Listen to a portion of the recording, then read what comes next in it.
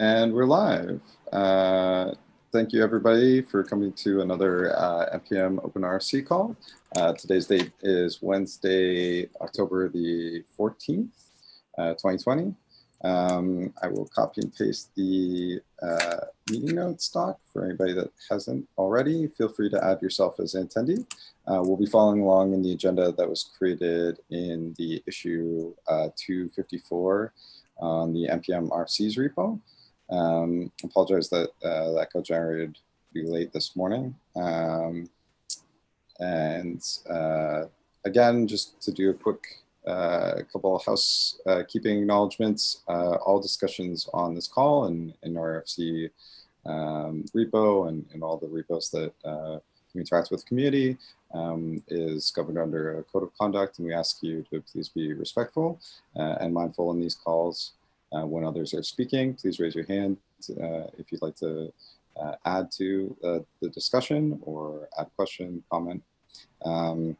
As well, the outline of and sort of the desired outcomes of these calls is to work closely and communicate and collaborate with the community and hopefully push forward the proposals that folks have offered to us. Quickly, I want to give the floor for any announcements. Does anybody have anything they'd like to announce?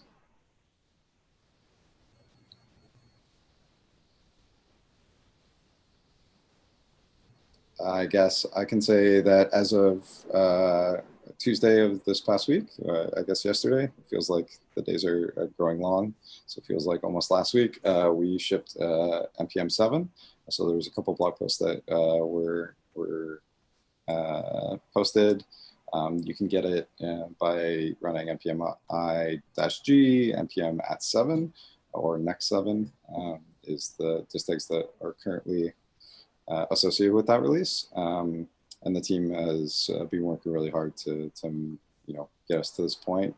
It's been almost, I think, over a year that we've been working on this release, and lots of good work has been done to get us to this point. So big congrats to the whole team and the community at large. And we're continuing to working on that release as well. We've got potentially a patch queued up here towards the end of the week, which I should note to quickly fix some things that we've seen. So. Awesome. So if there's no other announcements, let's dive into the first item here, which I think is just a reminder that we need to merge in and close this. Isaac, this is PR number 239, describe how NPM 7 handles peer depth conflicts. So work actually landed just before the release to make this so. And maybe you can speak to that, and I think let us know if there's anything else that needs to be added here. I'm not sure if anybody else has added comments. Yeah, I think there were some suggestions about kind of how we could format the error messages, some other good UI ideas that I think are, and also a question about whether we want to move to even more strictness in NPM 8. Honestly, I think version 8 might be too soon, but I do agree that that's a really good goal. But both the kind of future plans for how strict we want to be and the specific kind of layout of the error message are a little out of scope for this particular RFC. There are two interesting bugs that we found in NPM v 7.0.0, which will hopefully get fixed in 7.0.1. But the basic kind of premise and heuristic, I think, is relatively uncontroversial. It's essentially when you specify force, we will do our very best to create a valid resolution and fall back to a as valid as possible resolution. Basically treating non-peer dependencies as a sort of heuristic, and when all else fails, just using whatever peer dep happens to be placed first, which will be deterministic, but albeit arbitrary. when it is not your dependency. Oh, and so then it adds another option, strict peer deps, which will, instead of forcing, it will crash on any error it finds in any, conflicts in any peer deps. And by default, we will force if it is not your fault, and we will be strict if it is your fault. So if there's a conflict in your dependencies, in your peer dependencies, as a developer, your install will crash, and you'll have to deal with it or explicitly decide not to. But when you're just installing your deps, we're going to try and make the install work as best we can. Yeah, and like I said, there's a bug that makes the Yargs project currently not work. I just root caused that this morning, and yeah, the software development continues. Is there anything else we need to do on this specific RFC before we land it? I noticed that you had force pushed some updates a couple days back, and yeah, just results from the kind of ongoing conversation. The feedback, the initial spec was we would only force by default if we could find some non-arbitrary indication of what we should do, but in practice, that still just breaks too many people's installs. So we can look at that as a potential future RFC, but for the time being, this is what it is. This is kind of where it's landing. So I updated the RFC text to match what we're actually doing, or intending to do anyway, minus this, modulo these two bugs we found. And I think the only thing we left to do is to merge it into the implemented folder, because it's implemented now. Yeah, skipped a step there, but yeah, we kind of accepted it, verbally, and we generally don't hang on ceremony too much, so I'm not too worried. Can I give you the action to merge that in? Yes, I will take that.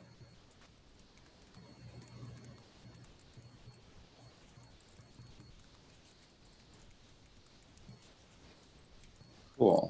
So next item, unless there was anything else on here, Roy, did you want to quickly? I just wanted to go on a tangent here, but like, feel free to stop me if it's too much. But it's just that all things that Isaac mentioned here, and having in mind that we're going to work on the overrides RFC for a possible really soon minor version, right? Mm-hmm.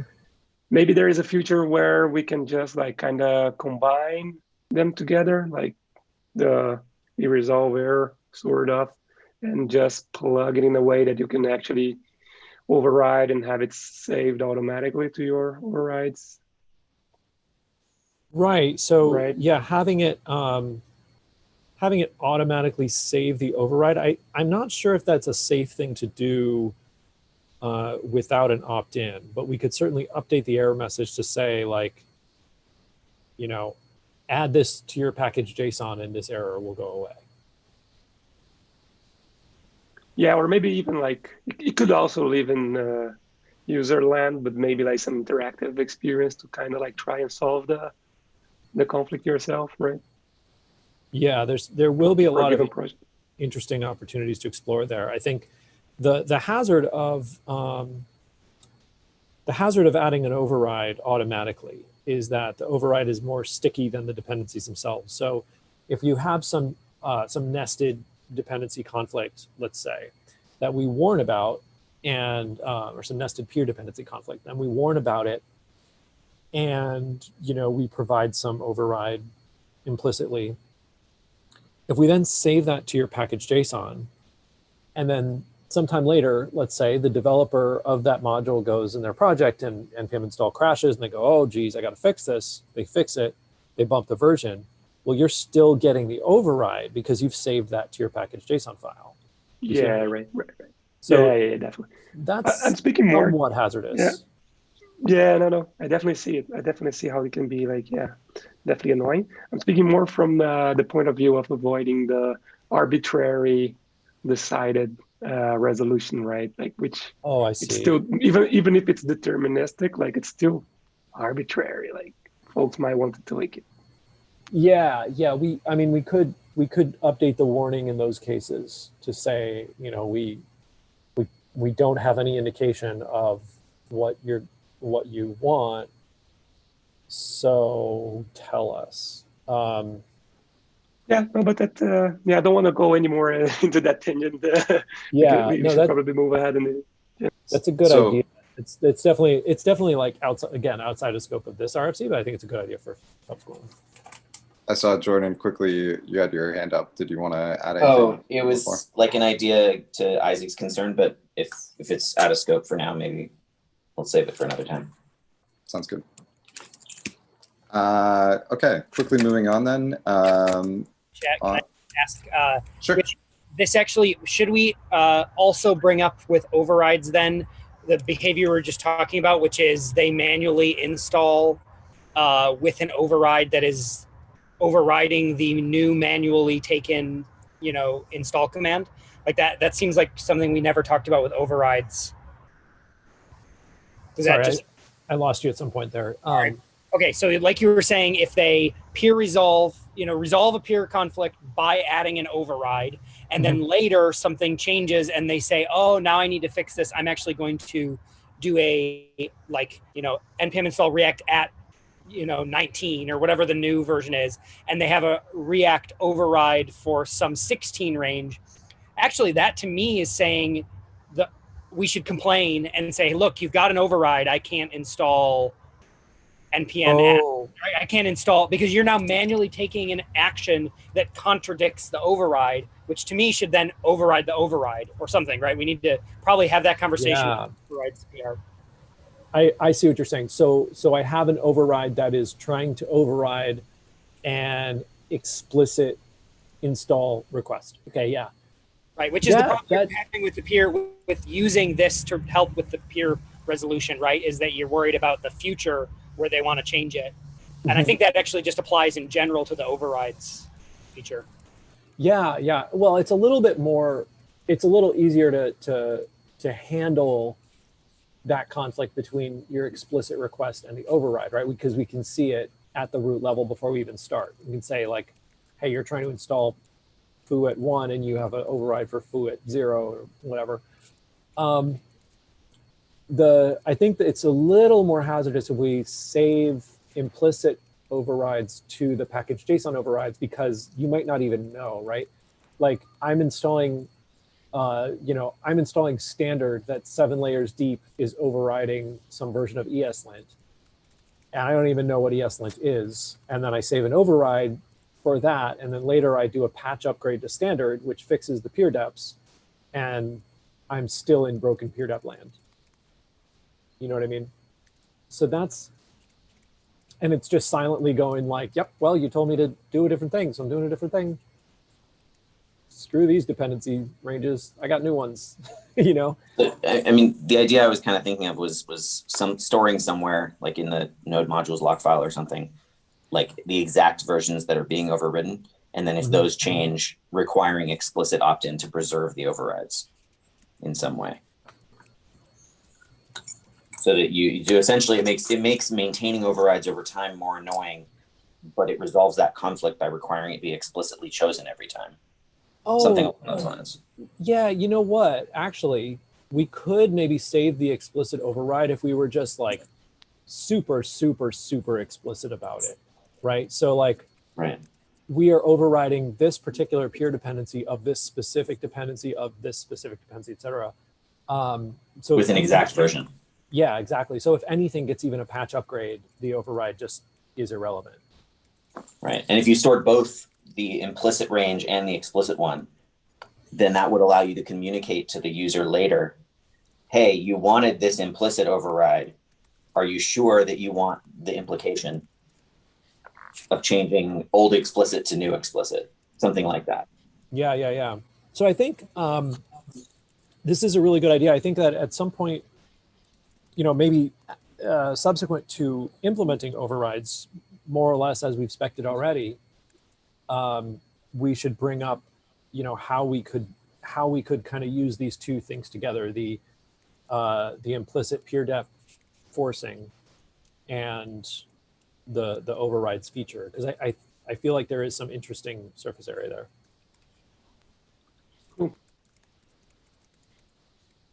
It probably also has some overlaps with the audit resolver one. Right. In the sense that whatever semantics are used for dependency overriding are probably what we want to use for audit resolution so that there's no confusion. Mm-hmm.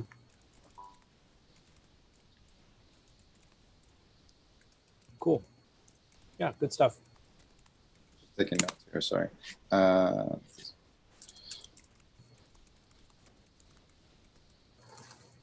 Awesome. Great. So moving on to item or issue RFC 238, deprecating the MPX package from public registry. This was conversation that Roy had put on our radar, I think about a month back, and just want to bring this back up to see if we can close out this this issue. Yeah, right. Yeah. I saw that Wes and Jordan brought up some concerns in the discussion there. Maybe one of them wanted to maybe talk about a little bit more of the concern. On the MPX package one? Yeah, the MPX deprecation. So that's issue number 238 on the RFC repo. So I had one concern that I hadn't commented on, but it came up later, which is there's behavioral changes with NPX bundled in NPM. And if you also deprecate the package, it means people who do want the old behavior also lose the option. Well, they don't lose the option, but now they get a big ugly warning that says it's deprecated if they actually want the old behavior, right? And so do a manual global install. Well, yeah. I mean, NPX is also an explicit dependency for some things. And that's because they don't want to pull in all of NPM and risk screwing around with all the way NPM run works and everything like that. That's really bad. So it's nice to have NPX separate. So if you're adding NPX as an explicit dependency because you don't want to pull in all of NPM, I've got really bad news for you. Right. You're actually pulling in NPM 5, if that's what you're doing. Okay. Now or always? Always. Oh, okay. The NPX package bundles NPM and vice versa. It's a little bit silly. So yeah, and it's also, I think also like having NPX as an explicit global install is a little challenging because now you can't upgrade NPM. You can't, you have to install with force if you already have NPM. It's a bit strange. It was really sort of like that standalone package was really sort of a proof of concept, and then it got pulled into NPM 5 relatively early on, and it hasn't really been updated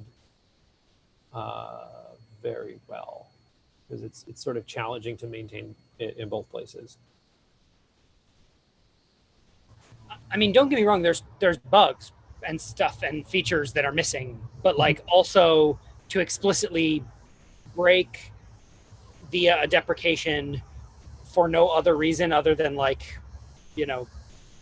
it's not being touched isn't super valuable, I think, to the community. So just leaving it there is probably fine, in my opinion. I'm not suggesting that we delete it, but when you say this thing has bugs which will never be fixed and we don't care about bug reports because we're not actually supporting it anymore, that's kind of what deprecation is, right? Yeah, and it's kind of nice to set up the right expectations, right? Because turns out people don't really like the state NPX, the packages right now. So putting we had originally said we would deprecate the standalone package when NPM 7 goes GA. But I guess the question is should we even, is it overdue or do we just keep waiting, for another month or whatever it's going to take us to make NPM 7 GA? Silly question here. Is there any reason why you couldn't publish another Semver major of the NPX package that just shells out to npm exec and just call it a day with a deprecation warning? That would require close to zero ongoing maintenance and would at least like mean that if people just install it, we'll know that they're getting like the right thing instead of an old deprecated version. Would, as a quick corollary to that, if that new major version of NPX defined its engines field to contain npm 7+, would that behave as we all expect with the more modern engine warning behavior? Because if so, then perhaps that's actually a really effective solution.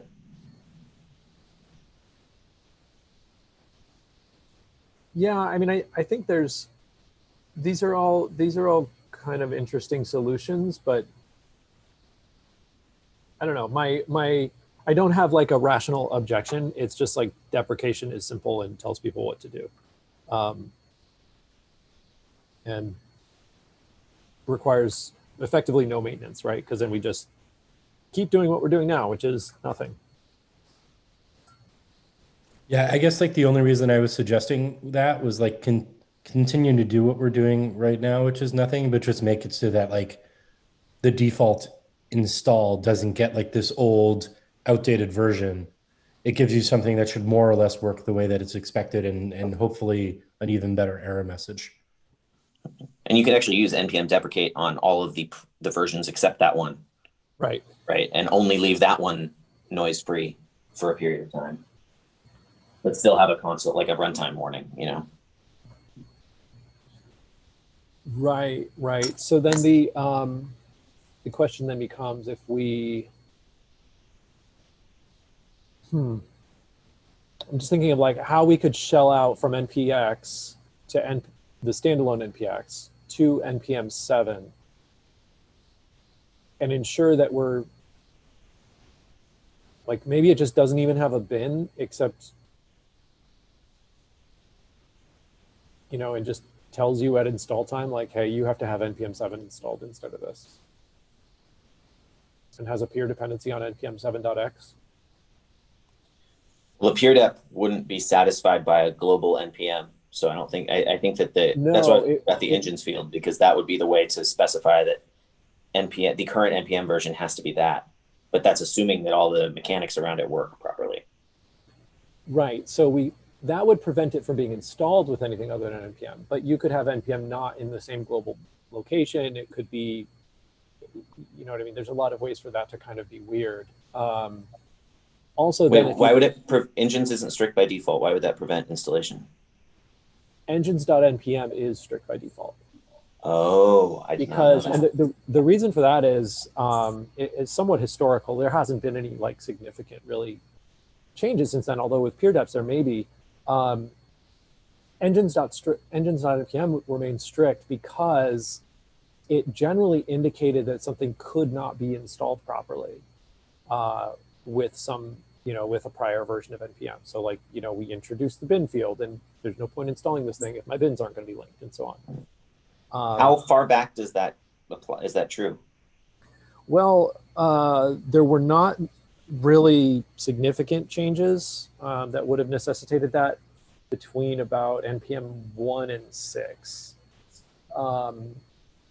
In the 0.x timeframe, there was lots and lots of stuff, and 1 to 2 had a few small things. But well, npm 2 had the Semver caret. That's why I'm asking. That was the major one. Yeah. So, well, the Semver and then I think another one had scopes. Yes. npm 2, the Semver caret and the scopes were both Semver minor. However, the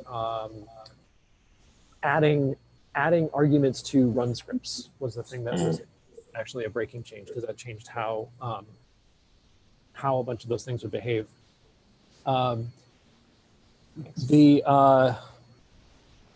But yeah, I guess npm 2 is probably the last time prior to 7 where it'd be like, you can't install this with this old version, with an older version of npm, because we use caret ranges or whatever, we use scopes. But if we like we changed some of the install algorithm stuff in 7, so I wouldn't be surprised if we end up finding some cases where people want to say engines.npm equals 7. Go ahead, Roy. Yeah, just moving back from the tangent of engines, but like if we were to really still support in the npx package, maybe we're just better off refactoring the entire, exec into a libnpm exec package, and then just consuming that in npx and calling it a day, right? Then it's just the same code, but it's the extra overhead of still having to keep that package around. I mean, having it be a separate library would be useful for 3 different packages I have right now that I'm already using libnpx for awkwardly. So that would be nice. Refactoring the kind of the guts of it into a libnpm exec is a great idea. We'd do that with a bunch of commands, and probably would meet your needs, Jordan. The part of the challenge of maintaining those 2 fields, those 2 packages, is just that the configs end up being pretty major, right? Getting all the configs proper so that we set the right environment variables and everything else. The idea of npx is it runs just like a package JSON run script, like with the same paths and environment variables and so on.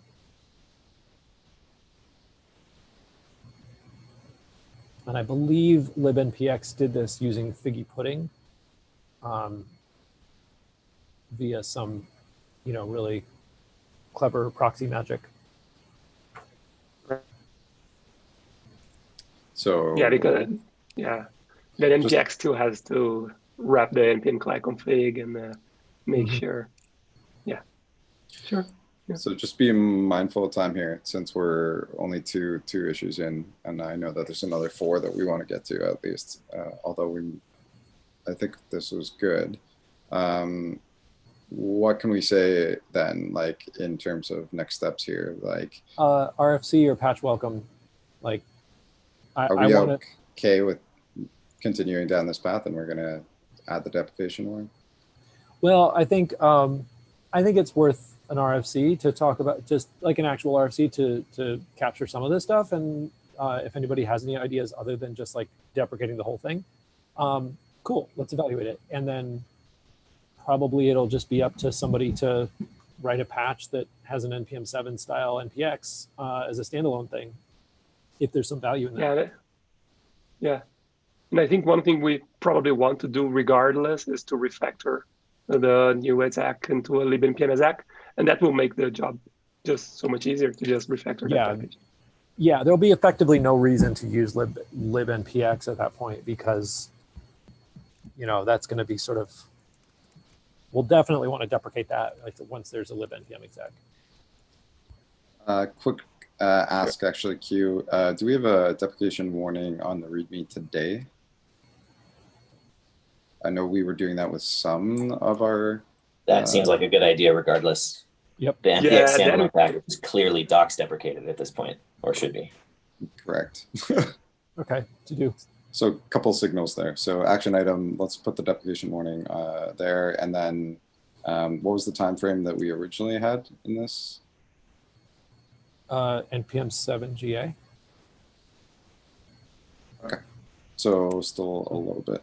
Yeah, we got some time before we are kind of on the hook. And I mean, you can do it whenever. Like it's not like that's a hard deadline or anti-deadline. Don't do until deadline.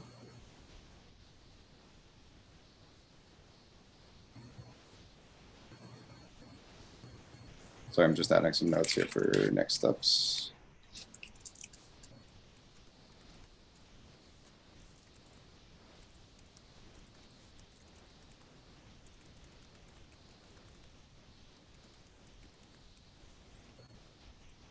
All right, so we have 2 things that seem kind of related: the server-generated header values and configurable data to HTTP header. Yes, so this was, I was hoping Mark would jump on. He's been championing this, those 2, I believe. and had updated them, I think both RFCs before we took a bit of a break from other agenda items. So I'm not sure if anybody's had a chance to look at those, but they are PR number 235, and then also PR 138. So and I'll actually just move them so they're back to back here.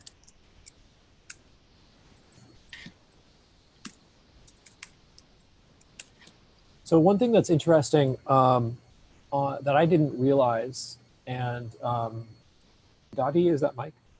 Yeah, that's Mark. Sorry, Mark. Yeah. He brought up in 138 that we actually do pass config.headers through to make fetch happen in npm v6. So if headers is, and headers in npm v6 expects it to be an object, rather like a key value object rather than an array. I'm not sure if the items in that object can be arrays because HTTP headers are not actually just name value pairs, they're sets of name value pairs. So I think we may be able to get most of the way through the implementation of this just by passing the config.headers in on the flat options object, and then specifying it as kind of a section in the INI file, because that's INI. If it sees a brace section, it treats that as a subobject. So you'd be able to put that in your npm RC in a pretty straightforward way with just key values. In which case, this is already about 99% implemented, maybe. And in a way that may even work on npm v6 via some twists of fate here. interesting.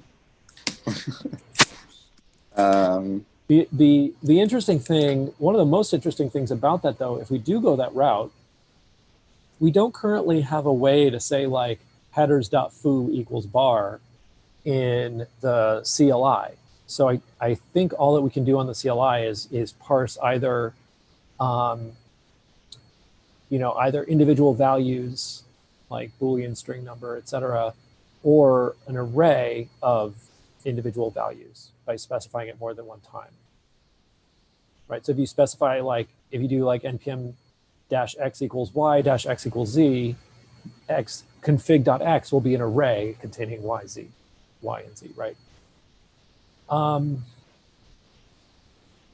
don't think there's a way that we can say that it wants to be an object or parse it into an object. So that may require some additions to our command line argument parsing if we wanted to be able to do that. I don't know that there's really a precedent for that in kind of the world of CLI argument parsing. Yeah, I mean, he doesn't specify that here, right? In terms of how you would do that with the command line. So would we just have to ensure that there was docs associated with the fact that this is, you have to be updating npm RC directly versus setting it with config? Yeah. I mean, or we could just, figure out spec a reasonable way to parse it and add it to the CLI. I like maintaining that constraint that if nothing else and for consistency, that if you can put it in a config, you can put it anywhere. The tricky thing being that environment variables and CLIs can only be keys with string values. So we would have to do something to know that it'd be dash dash header equals foo equals bar or something. And then you can specify that multiple times. I don't know. We don't need to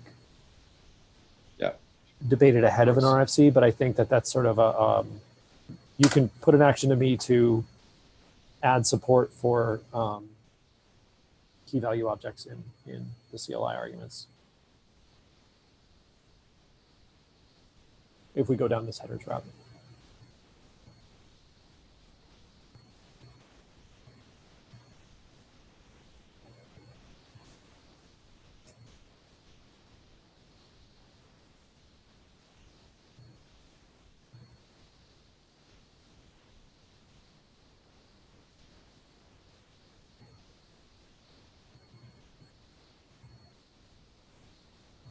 And sorry, the style of the ini file then would be exactly how it's spec'd today, or would we want changes?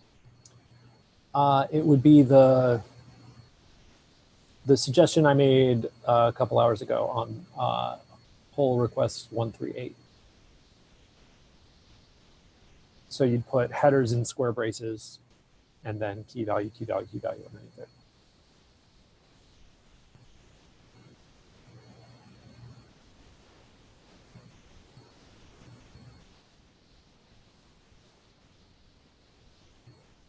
Okay, cool. So in terms of this, then, do we just need to get Mark to update the RFC before we can accept it? I think there's a little bit of investigation too, to just kind of see what does NPM 6 do with that? Like, is it currently already possible to just send arbitrary headers? And if so, we need to put back support to NPM 7. So there's probably a round of tweaks on the RFC itself. Yeah, not big ones, but a couple more things to check.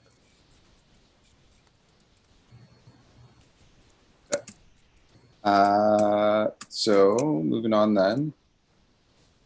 I mean, if this already works in NPM, what, 6, maybe even 5, I'm sure Mark would be thrilled because they've got a lot of enterprise customers unlikely to upgrade to NPM 7, you know, while it's still in beta or RC or kind of even just early. Okay, so that was, what was it, 138, 138, 238. 138 and 235. That's 225 is next up. 225. So the RFC adds support to plugin for plugin dependencies. I know that Roy had been involved in this discussion, trying to grok a bit about the ask here, and added this to the agenda. Did you want to maybe speak a little bit to it, Roy? Yeah. It's kind of an interesting ask, and I just follow up in the comments there. And at the end of the day, the kind of short version that I managed to get out of them is that what they really want is some way to be able to install something without touching anything that is inside the node modules, because they have something running from the current node modules. They just want to preserve that there and just being able to run something without touching the local node modules folder. So basically they just defer into the global, because that's kind of the first, yeah. But doesn't NPX already do that? Well, I think NPX will still run from the local node modules folder if something is there. But yeah, I don't think they kind of like dropped an example using NPX and then a different one not using NPX, but just using something from the node modules folder.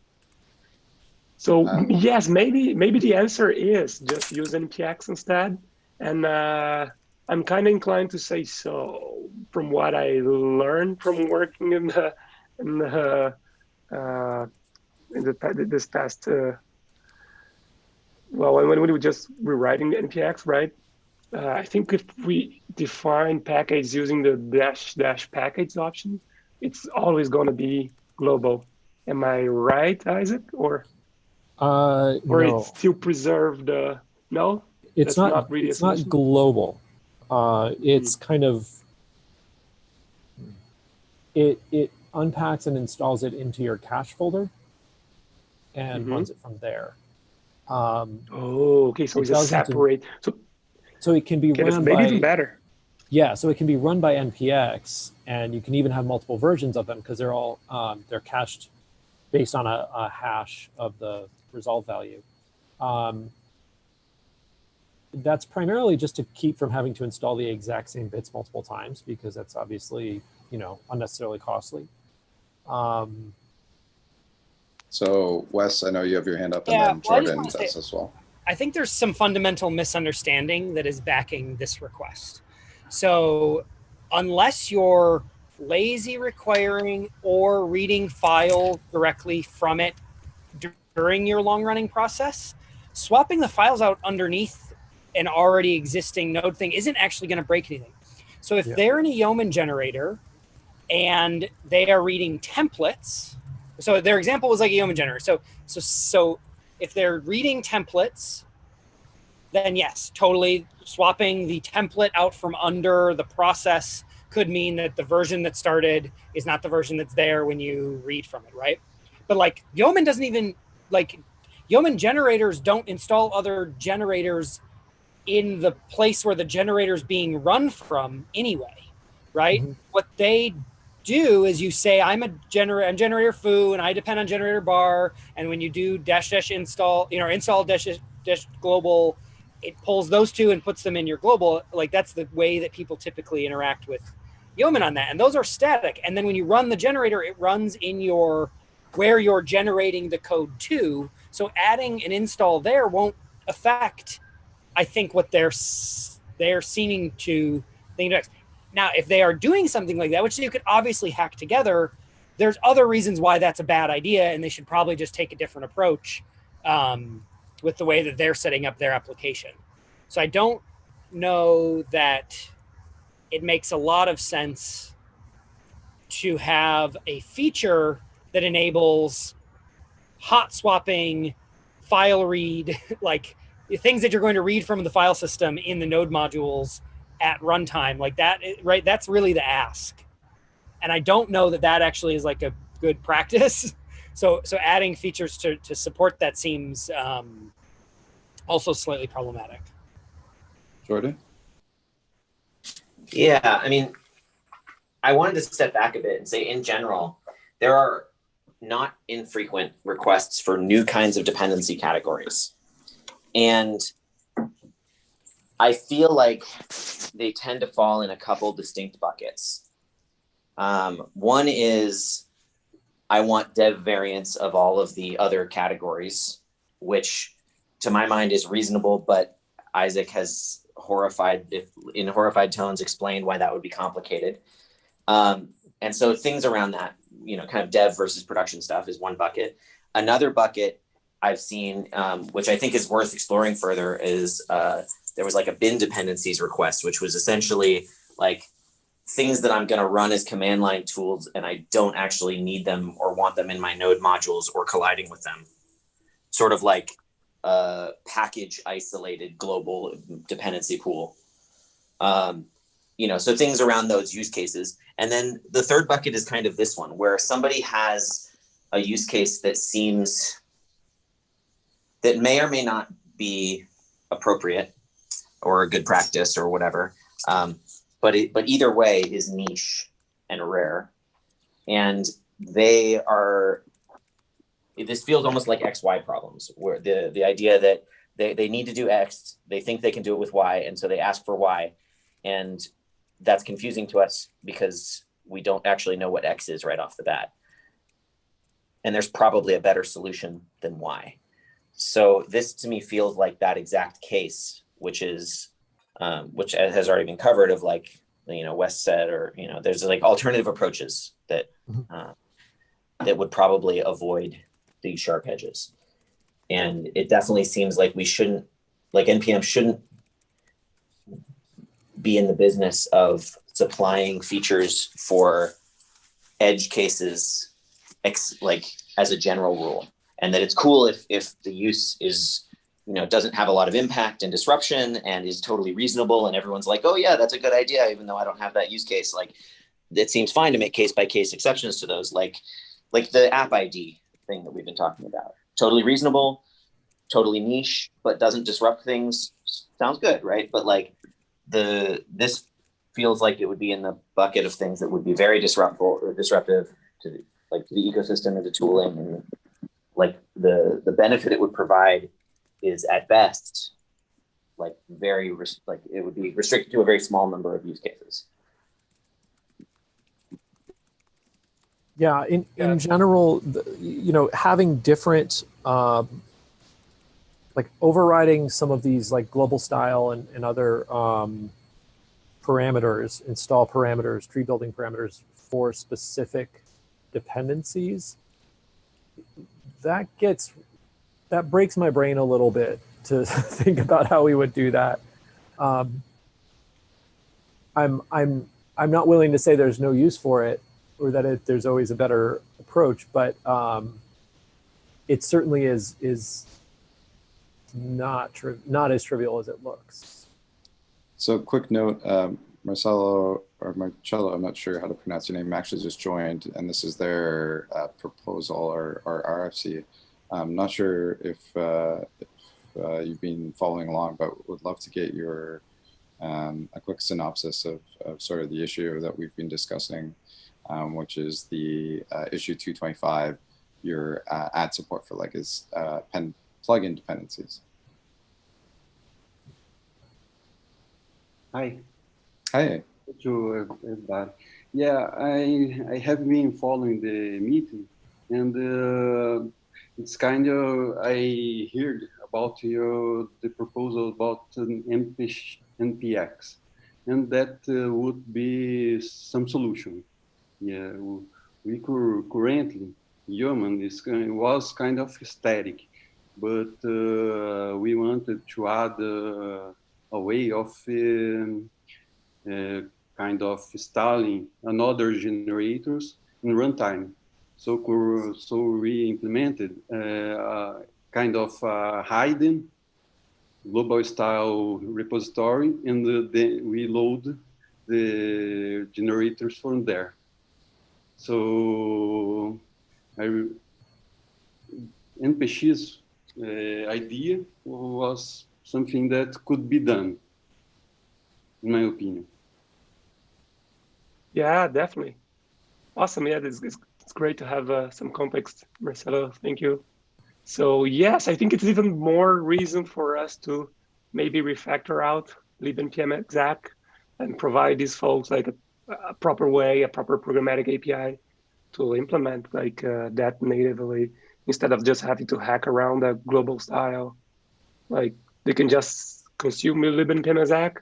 Maybe they will have to wrap around the config, but like the config is not that much of an overhead after the npm 7 refactor, and that could be like feels like a win-win for the community and for the yeoman community. Could I ask a probing question on adding this feature? Do you have like maybe some links we could go and add to the context so that people can go read about the change in Yeoman? Because I'd be interested in just knowing what the use case is for like a at runtime install of another generator. Like I'm sure it probably makes sense, and I just don't know, you know, why. Yeah. So it'd be great if I could learn why. Yeah, and the issue itself, I put something how to use it with JHipster. It's like a blueprint, and it installs in the runtime. But I will put the link to the actual code that do the install and the loading of the modules. I think having that link might help me understand, because I'm just generally unfamiliar with JHipster and why my Yeoman experience is maybe a few years old now. So also that might be something where I'm missing enough context to be able to fully understand the ask, just because I did read this and I kind of follow along, but it's still, you know, I think I'm still missing some reading some code. I think would definitely help me understand more clearly. Okay.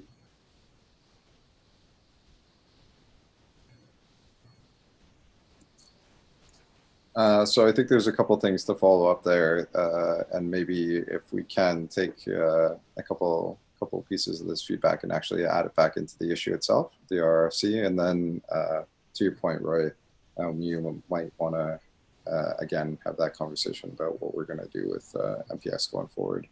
And there might be some work we can do there to support that. So.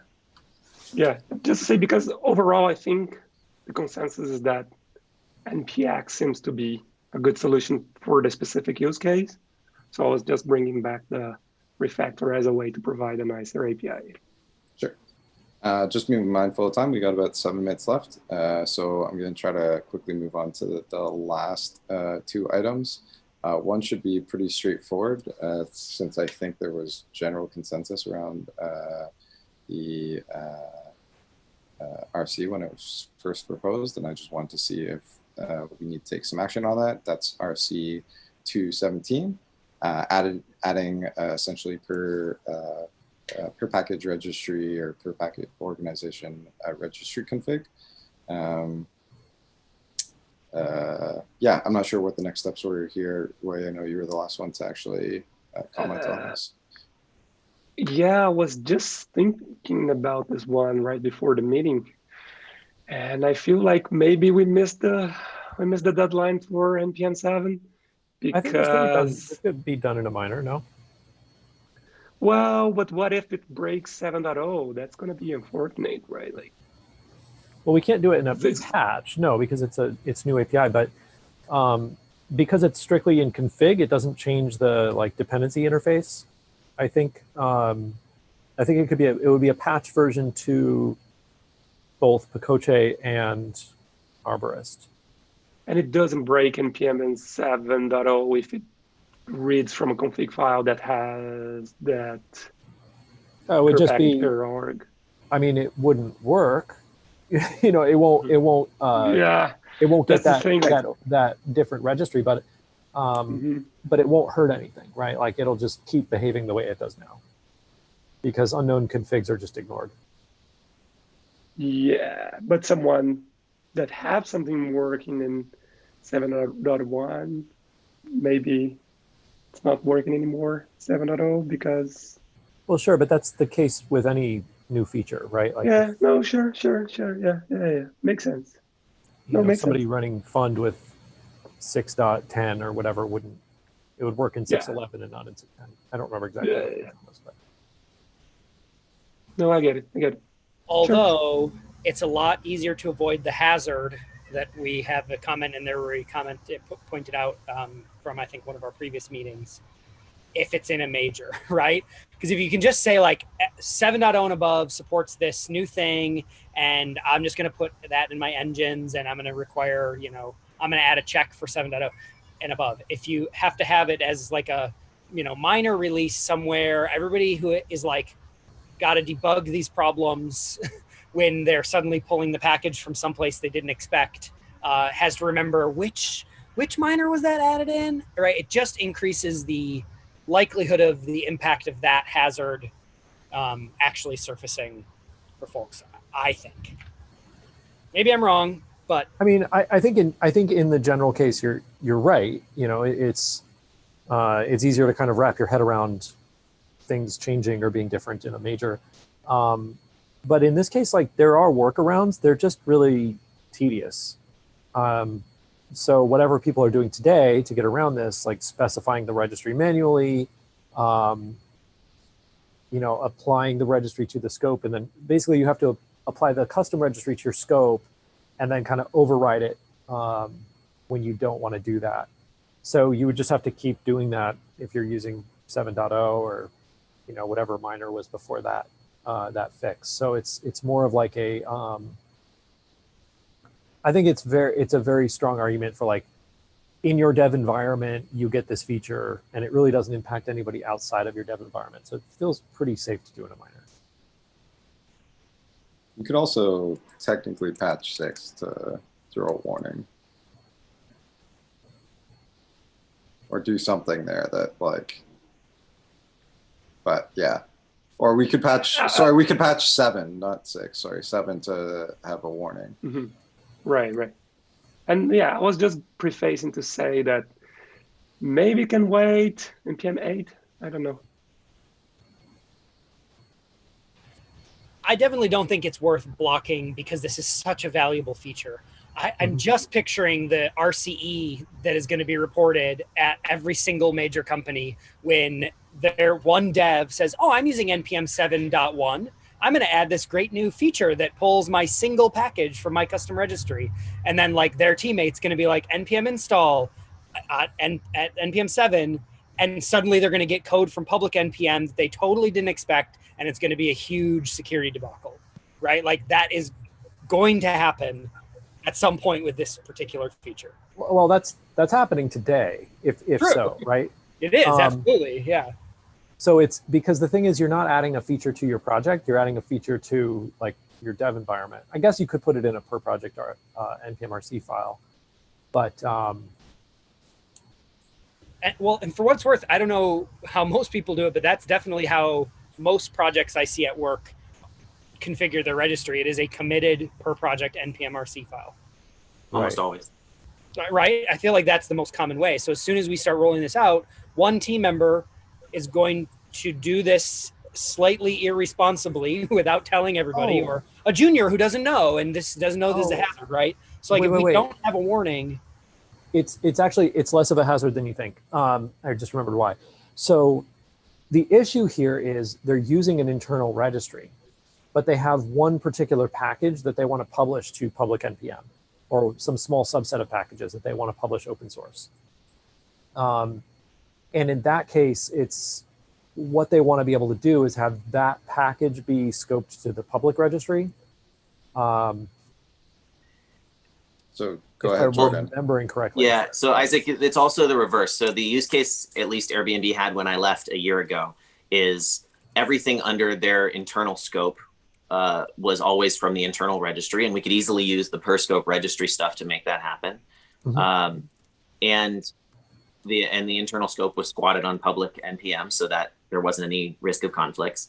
However, there were packages that predated the internal scope, and the internal registry had some sort of regex to say, well, this package goes internal and otherwise it goes external.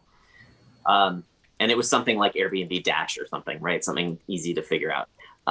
But then we also had an internal, we also have external packages, Airbnb Dash prop types, or a bunch of others. And those needed to go to public. And we also have internal packages like ESLint plugin something or other that doesn't start with the Airbnb prefix because ESLint doesn't allow that. So we actually had both cases where we had to have very complex rules there.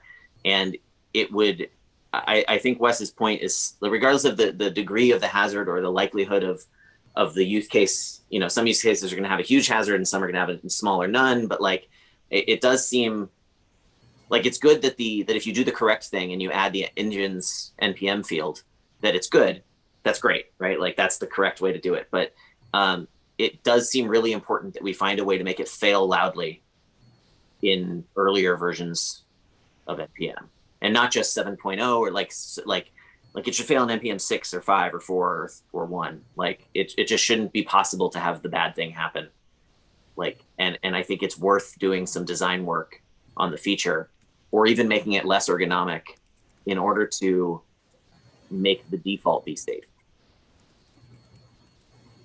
Right, because remember, we're not super worried about the power users who know what configs to check and exactly how to do it. We're worried about the people who don't understand what this setting means and accidentally think, oh yeah, this is the right way to use this, and add it to a project, right? So it's the default that matters the most. Can I ask you to sort of elaborate on the hazard in a comment on the RFC PR? Yeah, I think because Rory made the comment and just paraphrased me, so I'll write out a like step-by-step, here's the hazard example. I'll do that like right after this meeting. That'd be really helpful. Thanks. Yes. And then we could figure out how to address that. I mean, to Jordan's point, like going back and adding a warning if we see a config matching a particular pattern in NPM version 2 like that, there's no chance of that happening. But certainly if there's a way that we could make that less likely or whatever in newer versions of NPM, that would be fine. Yeah, like maybe 6. if we decide that that's what we want to do. But even still, like, we're not going to update, 6.13. Like, people who aren't updating aren't going to get the warning either, and people who are updating are going to get the new feature. So it's kind of that's why I'm thinking we should do some design work to pick something that just will fail on every version of npm that's ever existed. Because yes, I know you're not going to update npm 6 or older, right? But like, we can surely pick something that was always invalid in the first place. Like, this is reminding me of like JavaScript spec work, right? Where if you come up with something that's always invalid syntax, then you can literally do anything you want because it can't have possibly worked before. And like, or it can't have done the wrong thing. And that's, I think, what we need to come up with here is something that can never have done the wrong thing. And then we don't have to worry about adding a warning or whatever. It's just either it fails really loudly, perhaps with an inscrutable but Googleable error message, or it works. Right. Put some line noise on it. Yeah. So is there something like that though? Because I'm thinking like it's the lack of the config being respected, which is the problem, right? So the only way would be as if the config lived in a different file that was not loaded before or something, right? Like otherwise, well, no, even then, right? Because it's the lack. You could come up with some syntax like a protocol in the left-hand side of the dependency manifest. Uses fancy config : package name. That can't possibly work, right? Like, or something like that. Like, there's all sorts of really gross, terrible things we can come up with. Because the whole point, though, is that this is a power user feature. So it's actually okay if it's gross as long as it's straightforward once you understand the grossness. Like, and as long as it's achievable to see the grossness and then somehow figure out what that does, right? Like Googling or man pages or whatever. So, like, I think there are lots of options. It's just there's nothing like pleasant that immediately occurs to me, but I think it's worth doing the design work to try and come up with something. It sounds like, and just to be mindful, we're over time. So Jordan and Wes, if you can provide your comments back, and I apologize, I've been taking most of the notes, so I have paraphrased quite a few folks. So definitely feel free to go back and make sure that these notes reflect, the sentiment for y'all as I've tried to document it. So just want to quickly wrap things up then there. Feel free to keep adding RFCs and also like commenting and pushing along the ones that we've got open here. And thank you for jumping on again today, and we'll be back next week with another one of these calls. Ciao. Thanks, everybody. Bye-bye. Bye.